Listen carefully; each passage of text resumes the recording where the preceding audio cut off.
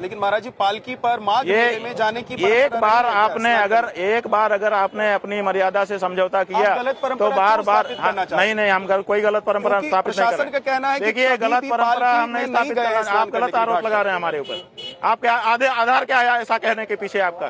कौन सी गलत परंपरा आप स्थापित कर रहे हैं? प्रशासन कह रहे कि गलत परंपरा स्थापित कर रहे हैं। प्रशासन कह रहे कि प्रशासन नहीं, तुम बोल रहे हो कि आप गलत परंपरा स्थापित कर रहे हैं। मैं सवाल पूछ रहा हूँ महाराज जी, आप नाराज क्यों? आप नाराज क्यों? आप जवाब दीजिए हमको। मैं जवाब दे रहा हूँ, मैं दे रहा हूँ। प्रशासन का कहना है कि प्रशासन का कहना नहीं, आपने कहा कि आप गलत परंपरा प्रशासन अपना जवाब। क्या यहाँ पर प्रशासन का कानून नहीं चलेगा? ये यहाँ पर प्रशासन की बात क्यों ला रहे हो? मैं इसलिए ला रहा हूँ, प्रशासन कह रहा है परंपरा आप बता दीजिए महाराज जी, परंपरा आप बता दीजिए, परंपरा क्या है? को जानकारी नहीं है कि हम पालकी से पहले भी स्नान करने जाते रहे हैं। नहीं, अमावस्या को आप ही जाते रहे कि सब जाते रहे? हम अपनी बताएंगे कि दुनिया की बताएंगे? नहीं, आपको तो सबके बारे में पता है। प्रशासन को जानकारी होनी चाहिए ना। प्रशासन के पास लाखों रुपए का सीसीटीवी लगा रहता है। प्रशासन के अधिकारी एक एक चीज नोट करते रहते हैं। सब चीज लिखित पढ़ित में रहती है। हम पहले भी पालकी से ही स्नान करने जाते रहे हैं। प्रशासन का अधिकारी हमको लेकर के जाता रहा है और इस बार भी प्रशासन का अधिकारी ही हमको लेकर के गया है। ठीक है सर, आप एक सवाल करना चाहते हैं, बोलिए। आपने एक तुलना किया मुख्यमंत्री की एक मुगल शासक से। हाँ बिल्कुल किया। उस मुगल शासक ने तो केवल मंदिरों को तोड़ा, बनाया नहीं। इन्होंने भी तोड़ा, बनाया नहीं। इन्होंने भी तोड़ा, बनाया नहीं। 150 मंदिर तोड़ दिए और एक नहीं बनाया। चलिए बताइए, पूरी सूची, पूरे फोटोग्राफ, पूरा अक्षांश देशांश सब है हमारे पास। 150 मंदिर तोड़े और एक नहीं बनाया। चलिए, एक मूर्ति रेस्टोर नहीं की गई काशी में, केवल काशी में। और बाहर तो नहीं, बाहर भी बहुत हुआ। हमको तो काशी का डाटा पता है क्योंकि हम वहाँ रह रहे थे, हमारी तो सामने। मैं केवल ही कहना चाहता था कि काशी में 150 मंदिर तोड़े, एक भी का पुनर्निर्माण नहीं हुआ। बिल्कुल सही है। तो जो आपने कहा कि उसमें अंतर है, वो अंतर तो खत्म हो गया। अन्य स्थानों पर तो बनाया ना, मेरा कहने का मतलब है। आप अन्य स्थानों की बात लेकर के आप आ गए, आप बचाव करिए। हम काशी की एक जगह की जहाँ की बात चल रही है, जहाँ के कारण हम कह रहे हैं उनको, उसी के कारण तो हम कह रहे हैं। महाराज जो आंखों से हमने अपनी आंखों से जो देखा है उसके बारे में हम बोल सकते हैं, बाकी के बारे में हम नहीं बोल रहे हैं। लेकिन महाराज जी, काशी का अगर सरकार चाह रही है कि सौंदर्यीकरण हो, अरे तो भाई सौंदर्यीकरण हो, मंदिरों, हम कहते हैं खूब सुंदर तुम हो जाओ, लेकिन इनको मार करके तुम प्लास्टिक सर्जरी करोगे? तुम सुंदर होना चाहते हो, इनको मार दोगे, तुम्हारे सराउंडिंग में जो होंगे सबको मार फेंक दोगे। तो आपसे भी अगर सवाल पूछ लिया जाए कि आप पालकी लेकर जाना चाहते हैं, बाकियों का रास्ता रोक देंगे? पालकी का रास्ता हमको, किसका रास्ता रोक रहे हैं? बाकी लोग जा रहे थे, यहाँ से संगम तक 3 किलोमीटर हम गए थे। किसने शिकायत की कि हमने रास्ता रोका? बताओ। ठीक, ओके। किसका रास्ता रोका? ठीक है। आपने मंदिरों को नेस्तनाबूद कर दिया। आप हमारा उदाहरण उनके साथ दे रहे हो। हम तो जनता के साथ एकाकार होकर के जा रहे थे। एक जनता को क्षति नहीं पहुंच रही थी, बल्कि खुश हो रहे थे कि शंकराचार्य जी हमारे बीच में हैं। ठीक। और वहाँ पर मंदिरों को नेस्तनाबूद कर दिया गया, सदा के लिए समाप्त कर दिया गया। उसको आप इससे जोड़ रहे हो? ठीक है, आक्रोश में आ रहे हो। अगला सवाल।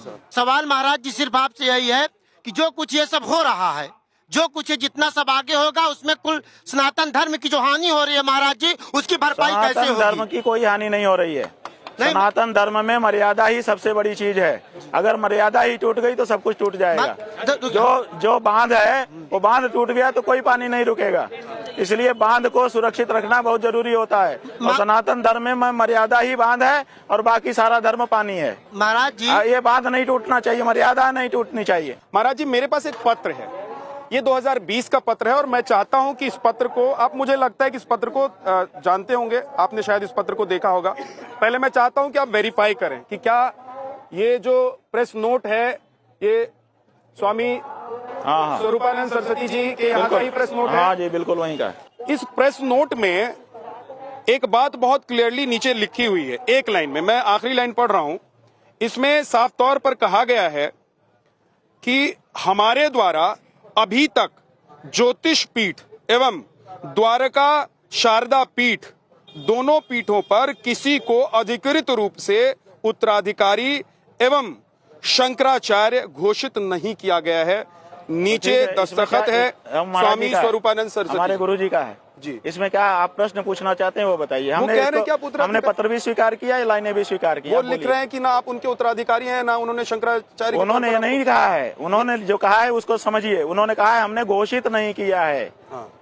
इसका मतलब हमने मनोनीत भी नहीं किया है, हमने तैयार भी नहीं किया है, ये नहीं है। उन्होंने लिखा है, साफ लिखा है, पढ़ लीजिए, घोषित।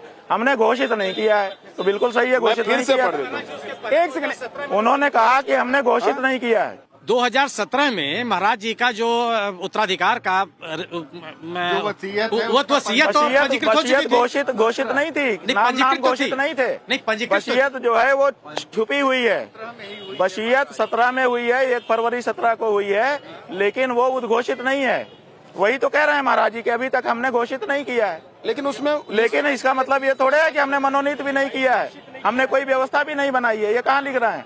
वो कह रहे हैं घोषित नहीं किया है। बिल्कुल सही है, घोषित नहीं है। लेकिन घोषित तो 12 सितंबर को हुआ, उसके पहले कहाँ घोषित था? तो 11 तो उसके सितंबर पहले को जो भी शायद कहेगा, चाहे गुरु जी कहें चाहे चेला जी कहें, यही कहेंगे कि घोषित नहीं है। बिल्कुल सही है, 11 एकदम सही है। सितंबर को तो शांत हो गए। हाँ? 11 सितंबर को भाई उसके पहले का ये है। हाँ। वो कह रहे हैं कि घोषित नहीं किया है। बिल्कुल सही है, घोषित नहीं किया था ये तो उन्होंने। ठीक, वैसे वो क्या गलत कह रहे जैसे हैं? सुप्रीम कोर्ट ने कहा कि आप शंकराचार्य हैं या नहीं हैं, हम इस पर अभी कुछ नहीं बोल रहे हैं विचाराधीन। आप कुछ नहीं बोल रहे हैं, इसका मतलब खंडन तो नहीं है ना। लेकिन इसका मतलब ये भी तो नहीं है कि आपके गुरुजी ने कहा कि नहीं ये हमारे उत्तराधिकारी होंगे या हमारे नहीं जाने के बाद नहीं, इनको हमारा शंकराचार्य नाम लेकर के पूछा गया है गुरु जी से। ये आपके ही संदर्भ में पद है। नहीं, आप बोलेंगे ठीक। तो मैं बड़े स्क्रीन पर इसको नहीं दिखा नहीं, दूंगा। सवाल ये है, आप खुद बड़े स्क्रीन पर दिखाइए, छपवा के लगवा दीजिए। लेकिन उसमें लिखा है कि हमने अभी तक घोषणा नहीं की है, हम उसको स्वीकार कर रहे हैं क्योंकि घोषणा नहीं की थी उन्होंने। मेरा एक सवाल और है कि क्या कोई व्यक्ति जो कभी राजनीतिक जीवन से जुड़ा रहा हो वो सनातनियों के इस शीर्ष पद पर विराजमान हो सकता है क्या? ऐसा है कि राजनीति के पद पर जो रहते हैं वो संन्यास नहीं ले सकते, ऐसी तो बात नहीं है। कोई हमारे यहाँ वृतकाध्यापन के लिए निषेध है कि पैसा लेकर के अगर किसी ने पढ़ाया है तो वो सन्यासी नहीं हो सकता। हमने तो वृतकाध्यापन तो किया नहीं है, हमने कोई राजनीति भी नहीं की है। छात्र जिस समय हम थे उस समय छात्र संघ की राजनीति होती है, छात्रों की आवाज उठाने के लिए, उसमें हम जरूर निर्वाचित हुए थे छात्रों के कहने पर। तो उसके बाद मैं ये मान लेता हूँ कि ऐसा आप कोई जो कह रहे हैं ऐसा कोई शास्त्रीय निषेध है मैं नहीं। ये मान ले रहा हूँ कि आप जो कह रहे हैं यही ब्रह्म वाक्य है। ब्रह्म वाक्य से बड़ा वाक्य है, हम कभी झूठ नहीं बोलते। नहीं, मैं झूठ की बात तो कर ही नहीं रहा हूँ, मैं ये कह रहा हूँ कि प्रक्रिया यही है, क्योंकि इसके बाद जब ये सब चलेगा उसके बाद आप बिल्कुल बिल्कुल बिल्कुल बिल्कुल। महाराज जी, आपने एक आरोप बहुत गंभीर लगाया। आपने कहा कि योगी आदित्यनाथ की जो पुलिस वहां पर मौजूद थी वो जानबूझकर भगदड़ कराना चाहती थी, आपको मारने की साजिश रची गई थी। योगी आदित्यनाथ को आपसे क्या दिक्कत है? आपको मारने की साजिश आखिर क्यों रची जाएगी? इसका क्या जवाब है? देखिए, हमने ये क्यों कहा, इसलिए कहा कि हमने वहां पर कुछ अनुभव किया। अनुभव क्या किया कि पहले हमको बहुत देर तक रोका गया, रोक करके माइक में बार बार अनाउंस करके भूमिका बनाई गई कि माहौल बिगाड़ रहे हैं। उसके बाद फिर हमारे लोगों को पकड़ पकड़ करके हमसे दूर कर दिया गया, इतनी दूर कि हम उनको देख भी नहीं सकते थे, वो भी हमको नहीं देख सकते थे। उसके बाद सादे ड्रेस में पुलिस ने हमारा अपहरण किया, तन्हा अकेले हम, और हमको ले जा करके अज्ञात स्थान पर रख दिया। वहां पर रखे रहे, आधा घंटा वहां पर हम खड़े रहे। उसके बाद फिर दूसरी जगह पर वो लोग आए, ले गए, फिर वहां पर 15-20 मिनट रखे रहे, फिर तीसरी जगह ले गए, फिर वहां पर 15-20 मिनट रखे रहे, तब चौथी जगह पर यहाँ ले आए। तो हम ये विचार कर रहे हैं कि आखिर ये ऐसा क्यों कर रहे थे, आखिर वो हमको अकेला क्यों कर रहे थे और बार बार इंसिस्ट क्यों कर रहे थे कि नीचे उतरो नीचे उतरो। तो नीचे उतरो का मतलब है कि हम जैसे ही नीचे उतरते 150-200 जवान थे वो सादे ड्रेस में, वो कृत्रिम भगदड़ उत्पन्न करते और हमको मार देते। रामभद्राचार्य जी हैं, वो कह रहे हैं कि आपने शास्त्र के विरुद्ध कार्य किया है, आपको ना सुख मिलेगा, ना शांति मिलेगी और ना गति मिलेगी। आपने परंपरा तोड़ी है, स्नान के लिए सभी पैदल ही जाते हैं, आप पैदल क्यों नहीं जा सकते? जरूरी नहीं है कि हम उनका जवाब दें, हम किसी विद्वान व्यक्ति के प्रश्न का जवाब देना चाहेंगे, हम उनको विद्वान नहीं मानते। लेकिन आपने शुरू में कहा था मुझे कि मैंने आपसे बोला अगर वो विद्वान होते हाँ। तो उन्होंने उपनिषद पढ़े होते। उपनिषद में साफ लिखा है कि जो अंग विकल होता है वो दंड संन्यास धारण नहीं कर सकता, तो उन्होंने उपनिषदों के विरुद्ध जाकर के दंड धारण किया हुआ है। इसका मतलब उन्होंने उपनिषद पढ़ा नहीं है, तो जो पढ़ाई नहीं है उससे उसकी बात का क्या जवाब हम दें? महाराज जी वो कथावाचक हैं, वो जो हों, लेकिन वो शास्त्र के अध्येता नहीं है, शास्त्र का अध्ययन करके उसको मानने वाले नहीं है। अब कुछ और सवाल है मेरे, हाँ खूब करिए। अब मैं वो सवाल आपसे पूछता हूँ। पूछिए। शाही मथुरा विवाद पर आपकी क्या राय है? हाँ? शाही मथुरा विवाद पर अरे भाई, हमारे भगवान की जन्मभूमि है, जल्दी से जल्दी हमको मिलनी चाहिए। राहुल गांधी राम मंदिर जाने वाले हैं, उनको नहीं जाने देना चाहिए क्योंकि वो अब हिंदू धर्म में नहीं है। हिंदू धर्म में नहीं है वो? जी। कैसे? उन्होंने भारत की संसद में खड़े होकर मनुस्मृति के बारे में गलत बयानी की थी।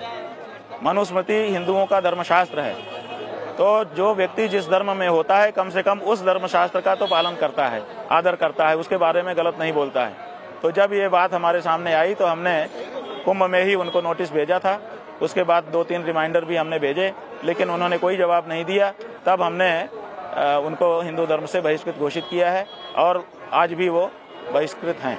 अच्छा, एक इसी से जुड़ा हुआ सवाल है कि जैसे आज आप हठ स्वरूप योग पर बैठ गए हैं, क्या अगर राहुल गांधी राम मंदिर जाना चाहेंगे तो वहां द्वार पर आप इसी तरीके से बैठ जाएंगे अपने शिष्यों समर्थकों के साथ कि राहुल गांधी को मंदिर अंदर नहीं जाने देंगे? ऐसा है कि जब हम पूजा कर रहे हो किसी मंदिर में और अगर राहुल गांधी वहां आना चाहेंगे तो हमारे लोग उनको नहीं आने देंगे। वो कहाँ जा रहे हैं हमको पता थोड़े है कि हम जाके वहां बैठ जाएं, लेकिन अगर जहां हम पूजा कर रहे हो मंदिर में और वहां पर हमारे ज्ञान में वो आ जाए तो वो बिल्कुल नहीं आ सकेंगे। किसी भी गैर हिंदू को हिंदू मंदिर में नहीं जाना चाहिए। क्यों जाना चाहिए? और जाता हो तो रोकना चाहिए उसको अपने जगह पे जाना चाहिए जहां उसकी जगह। राहुल गांधी कहते हैं जनेऊधारी हिंदू है। भाई, उनके कहने से नहीं होगा। अगर उनको हिंदू होना है तो हिंदू धर्म ग्रंथों का अपमान करना उनको छोड़ना होगा। ऐसे तो और भी समाजवादी पार्टी के कुछ नेता हैं, वो लोग भी करते हैं। जो भी करेगा उसको कार्रवाई तो की जाएगी। धर्मपीठ होता ही इसीलिए है। आजकल असदुद्दीन ओवैसी जो हैं, एक मुस्लिम वोट बैंक को लेकर उनकी खूब चर्चा हो रही है कि अब आने वाले वक्त में मुस्लिम वोट बैंक का एक ही सरदार है और वो है असदुद्दीन ओवैसी जी। उनको लेकर आपकी क्या राय है? और दूसरी तरफ संघ और बीजेपी है, उनको लेकर आपकी क्या राय है? ऐसा है कि राजनीति में हम ज्यादा राय नहीं लगते। जब हमारे धर्म के बारे में किसी पार्टी के राजनेता के द्वारा कोई बात कही या की जाती है और उससे हमको खरोंच लगती है तब हम बोलते हैं। तो अगर वो कुछ बोलेंगे तो हम उनके बारे में भी करेंगे। संघ बोलेगा संघ के बारे में करेंगे, बीजेपी बोलेगी बीजेपी के बारे में करेंगे, कांग्रेस बोलेगी कांग्रेस के बारे में करेंगे। किया ही है हमने। जब काशी में पहली बार मंदिर तोड़े जाने लगे, रानी भवानी मंदिर तोड़ा जा रहा था, उस समय मायावती सरकार में थी, हमने आंदोलन किया था, हमने रिस्टोर कराया था उसको। आज रानी भवानी तारकेश्वर मंदिर जो विश्वनाथ मंदिर के बगल में बचा है वो हमारे कारण बचा है। उस समय मायावती की सरकार ने ये काम शुरू किया था। उसके बाद अखिलेश यादव आए। अखिलेश यादव के समय में हमने अखिलेश यादव का विरोध किया, डट करके विरोध किया। सत्ता में अगर वो दोबारा नहीं आ पाए उसमें हमारा भी एक विरोध का अंश था। और कांग्रेस के समय में हमने गंगा माता की अविरल निर्मल धारा का आंदोलन किया।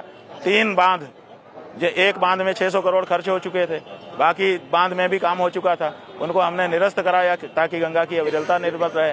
गंगा को राष्ट्र नदी घोषित कराया, हमने तगड़ा आंदोलन किया। और बीजेपी के समय में भी जब मंदिर तोड़े जाने लगे तो हमने उसका विरोध किया।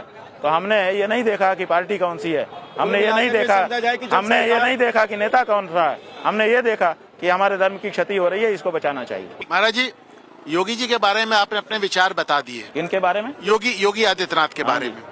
अब जिस प्रकार, देखिए सुनिए, आप ये भी समझ लीजिए, योगी के बारे में हमारे अनेक विचार हैं। जब हमको मंदिर के बारे में पूछा जाता है तब वो हमारे लिए क्या है? औरंगजेब हैं, ठीक है। लेकिन और भी उनके कोण हैं, उनके बारे में जब पूछा जाएगा तो वो विचार भी हम बताएंगे। क्या बताइए ना? जो भी हम क्यों, जब पूछिए, जब आप प्रसंग निकालिए, बता ही रहे हैं महाराज, आप प्रसंग तो निकालिए, आप प्रसंग तो निकालिए। मैं निकाल रहा हूँ। आप जब प्रसंग निकालेंगे तब हम कहेंगे। उत्तर, जैसे आपने कहा कि महाराष्ट्र में आप उद्धव को मुख्यमंत्री देखना चाहते हैं। अरे भाई, वो इसलिए देखना चाहते थे कि धोखा हुआ था। यूपी में किसको देखना चाहेंगे मुख्यमंत्री? हम तो सनातनी को देखना चाहते हैं। कोई ऐसा व्यक्ति, नाम से हमारा कोई लेना देना नहीं है, सच्चा सनातनी होना चाहिए। जी को सनातनी नहीं मानते? हो जाए वो सनातनी, हो जाए वो सनातनी। अभी नहीं है क्या? अरे सनातनी होते तो शंकराचार्य का अपमान उनकी पुलिस करती और फिर भी 4 दिन बीत जाता। बाबा बागेश्वर को आप राजनीतिक एजेंट कहते हैं क्योंकि वो कहते हैं कि जात पात की करो विदाई, सारे जो हिंदू हैं सनातनी हैं वो भाई भाई।